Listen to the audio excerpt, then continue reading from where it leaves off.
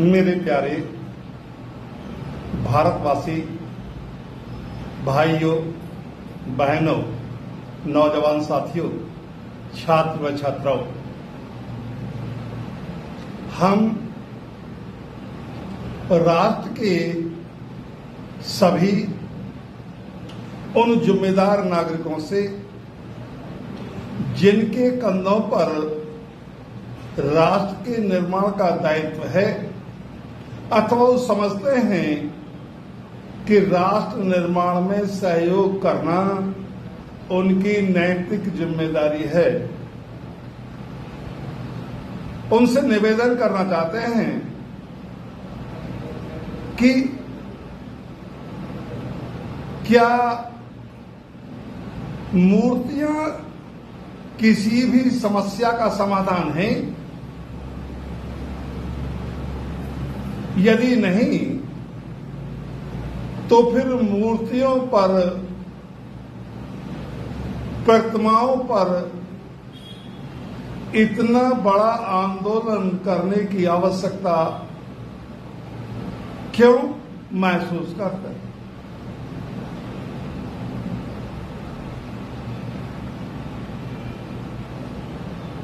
गौतम बुद्ध ने ये कहा मानवता के बारे में कि बौद्ध धर्म की क्या पहचान, मानव मानव एक समान। बुद्ध धर्म का एक ही नारा, आपस में हो भाईचारा। उनको आदर्श माना बाबा साहब डॉक्टर भीमराव अंबेडकर जी ने, और आपने कभी भी मूर्ति पूजा का समर्थन नहीं किया। बाबा साहब ने तथागत बुद्ध के द्वारा दिए गए सिद्धांतों को विस्तार दिया, जिसमें उन्होंने संविधान के उद्देश्य का हमें बताया कि क्या क्या समानताएं चाहिए, और उन्होंने बताया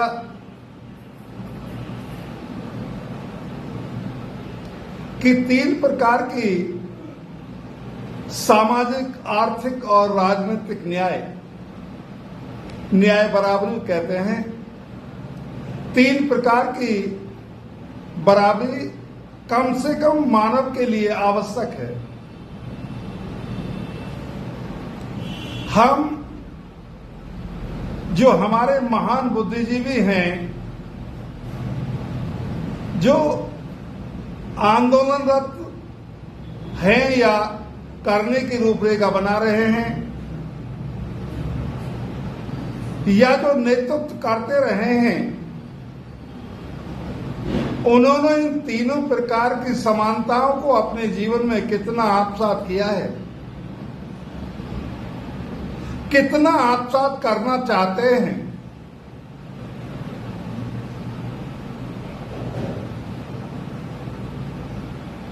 जो बाबा साहब अंबेडकर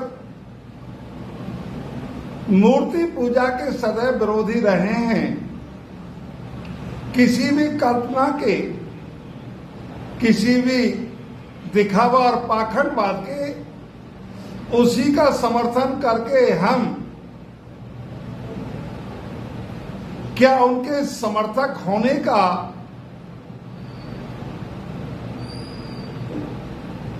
प्रमाण दे रहे हैं, प्रमाणित कर रहे हैं? यह आत्मचिंतन का विषय है।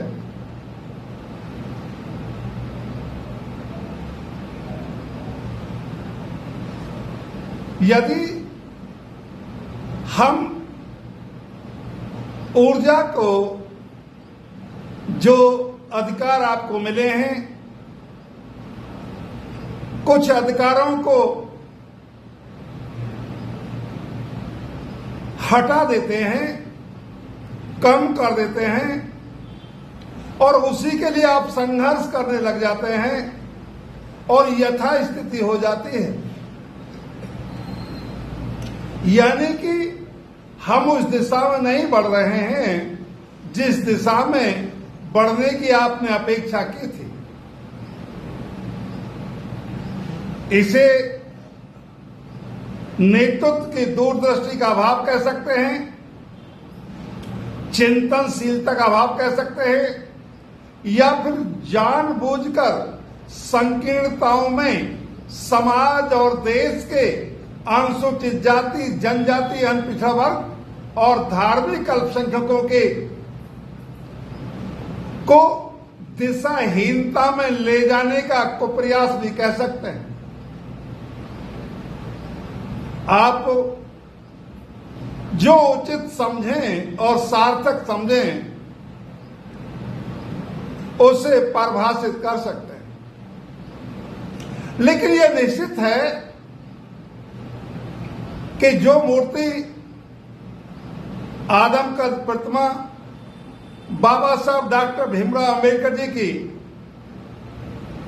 1965 में बड़े आंदोलन के बाद लगाई गई थी, उसके लगाए जाने के बाद भी जिस सरकारों ने लगाया था, जिस पार्टी ने समर्थन किया था, वो पार्टी भी संविधान विरोधी और असंवैधानिकता को बल देते ही नजर आते हैं। बाबा साहब से हमें अगर प्रेरणा लेनी है तो उनसे दूरदृष्टि, त्याग की प्रेरणा लेनी चाहिए। उन सभी संकीर्णताओं से जिसको उन्होंने अपने जीवन में दूर किया था या अपने आप को दूर रखा था, उससे उनसे प्रेरणा लेकर हम अपने जीवन में उनके आदर्शों को ग्रहण करने पर विचार कर सकते हैं। लेकिन ऐसा कहीं होता नजर नहीं आता। आज जिससे देखते हैं 131 सांसद अनुसूचित जाति जनजाति के लोकसभा में हैं और लोकसभा में जितने भी अनुसूचित जाति जनजाति के लोगों का जो बजट है सब पशुओं पर, उनकी रक्षा के लिए या फिर देश के अन्य जगह पर उपयोग किया जा रहा है, जिसका दुष्परिणाम यह है कि आपके अधिकार सीमित हुए हैं और जीवन स्तर में वो स्तरीय विकास नहीं हो पाया है जिसकी आवश्यकता महसूस की गई थी। क्योंकि जिन लोगों को मूर्तियों से मिला है उन्हें मूर्तियों का धन्यवाद करना चाहिए, उनका समर्थक होना चाहिए, लेकिन जिनको हजारों साल इस मूर्ति पूजा के बाद भी कुछ नहीं मिला है और बाबा साहब डॉक्टर भीमराव अंबेडकर जी के संघर्षों के बाद भी मिला है, यदि वो मूर्ति पूजा का समर्थन करते हैं, मूर्तियां लगाने को आंदोलन करते हैं, तो मुझे नहीं लगता कि ये हमारे बौद्धिक विकास का पैमाना समझा जा सकता है। हम कितने शिक्षित और विकसित हुए हैं यह आप समझ सकते हैं। जो बाबा साहब डॉक्टर भीमराव अंबेडकर, आज परिस्थितियां वही हैं जो 1930 से 32 तक थी, जब वो अधिकारों की लड़ाई लड़ रहे थे। तो एक उस समय का तथाकथित राजनीतिक दल जो आज विपक्ष का अनुसरण करता है, वो उस समय पहले तो कि शूद्रों का नेता मैं हूं, उसके बाद ओबीसी के भाइयों ने नहीं माना, उन्हीं को माना, फिर कहा छूतों का नेता मैं हूं, और जब दो अधिकार मिले उनका विरोध किया गया। जो आंशिक अधिकार बचे उनसे कुछ विकास हुआ, शिक्षा के अवसर खुले, दरवाजे खुले। दूसरा, जब देश आजाद हुआ 1947 में, तो लोग नहीं चाहते थे कि आपको अधिकार मिले। अनुसूचित जाति, जनजाति, पिछड़ा वर्ग या फिर धार्मिक अल्पसंख्यक और देश की आधी आबादी महिलाओं को अधिकार मिले। आपने इन सभी के अधिकारों की लड़ाई लड़ी, जिसके परिप्रेक्ष्य में आप बैठे हैं। और जब 1990 में 7 अगस्त 90 को मंडल कमीशन लागू किया गया, उसका विरोध किया गया। और विरोध करने वाले लोग, जब 91 में सरकार बनी तो निजीकरण, उदारीकरण और वैश्वीकरण की नीतियां लागू की गई, निर्मित की गई, जिसका दुष्परिणाम आज आपके सामने है। और बाबा साहब के तथाकथित अनुयायी व्यक्तिगत, पारिवारिक, आर्थिक हितों को सर्वोपरि रखकर ही कार्य करते रहे, जिसका दुष्परिणाम यह है कि आपके अधिकार सीमित होते गए और राजनेता भी उन्हीं का अनुसरण करके मूर्तियों का पर राजनीति करते गए। और आज भी ये 75 साल बाद करने का प्रयास किया जा रहा है, जो इस समाज के लिए अत्यंत दुर्भाग्यपूर्ण है, देश के भविष्य के निर्माण के प्रतिकूल है, पूर्णतः असंवैधानिक समझा जा सकता है।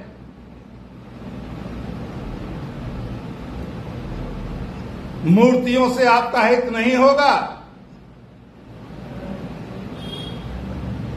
आपका हित होगा संवैधानिक अधिकार में सामाजिक, आर्थिक और राजनीतिक न्याय, जिसमें राजनीतिक बराबरी मिली है, सामाजिक बराबरी को लोग संघर्ष कर रहे हैं और आर्थिक बराबरी की शुरुआत भी नहीं की गई है। वो तथाकथित अन्यायी जो बाबा साहब के अन्यायी कहते हैं, जिन्होंने भ्रष्टाचार के बड़े मापदंड तय किए हैं,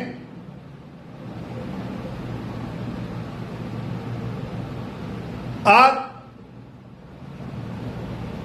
मूर्तियों के लिए फिर उलझाकर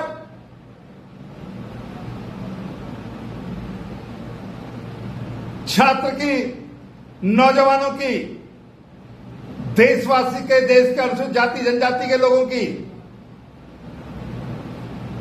जो सामाजिक, शारीरिक ऊर्जा है, आर्थिक ऊर्जा है और बौद्धिक ऊर्जा है, उसका दुष्प्रयोग करने का प्रयास किया जा रहा है। जो साथी क्योंकि पहले भी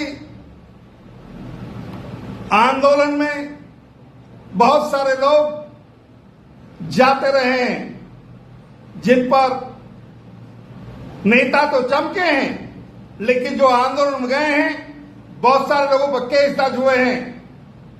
वो आदमी जो कि तो हैं, उन्हें समझना चाहिए कि किसी भी नेता का, अधिकारी का बेटा या बच्चा पारिवारिक आंदोलन नहीं जाता है।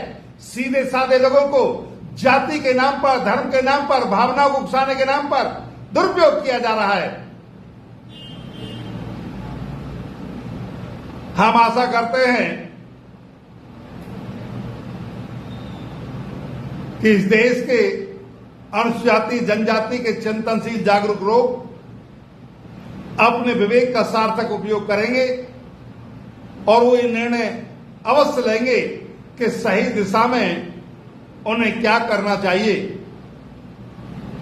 आप आने वाली पीढ़ियों का भविष्य, इस देश के भविष्य में बराबरी की भागीदारी चाहते हैं, क्योंकि इसमें जो लोग पहुंचे हैं वो भी आरक्षण के नाम पर एक वर्ग विकसित हुआ है जो क्रिमिनल के नाम पर विरोध करता है। अधिकार की बात आती है तो गरीब, सजातीय लोगों के अधिकार को खाने